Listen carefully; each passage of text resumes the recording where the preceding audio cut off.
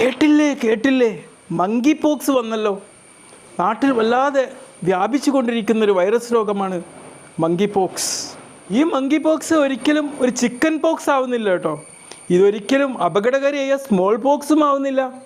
ശക്തമായിട്ടുള്ള തലവേദന, ശരീരവേദന, പേശിവേദന, ഊരവേദന, പിന്നെ നമ്മുടെ മുഖത്തുനിന്ന് തുടങ്ങി താഴോട്ട് വഹിക്കുന്ന ചില റാഷുകൾ, കുമിളകളെപ്പോലത്തെ ചെറിയ ചെറിയ റാഷുകൾ, പിന്നെ വീങ്ങുന്ന ലിംഫ് നോഡുകൾ, ഇതൊക്കെയാണ് ഇത് കാണിക്കുന്ന ലക്ഷണങ്ങൾ കേട്ടോ.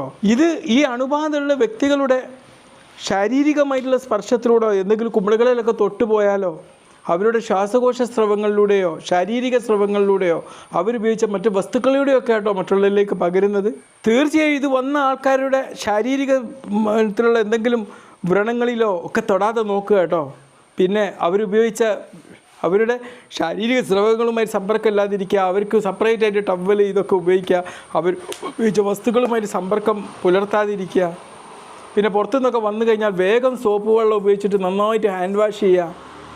അങ്ങനെ വൃത്തിയും വെടിപ്പോടെ നടന്നു കഴിഞ്ഞാൽ ഇത് വരുന്നത് തടയാൻ പറ്റും. പിന്നെ ആൾക്കാരിങ്ങനെ തിങ്ങി നടക്കുന്ന സ്ഥലത്തൊക്കെ പോകുകയാണെങ്കിൽ ഒരു മാസ്ക് ധരിക്കുന്നതാണ് നല്ലത് കേട്ടോ. തീർച്ചയായിട്ടും എന്ത് ചെയ്യുക, നമ്മൾ ആരോഗ്യം ശ്രദ്ധിച്ചാൽ, മറ്റുള്ള ആരോഗ്യ നടപടികൾ ശ്രദ്ധിച്ചാൽ മങ്കി പോക്സിനെ നമുക്ക് തുരത്തി ഓടിക്കാൻ പറ്റും. Okay, take care.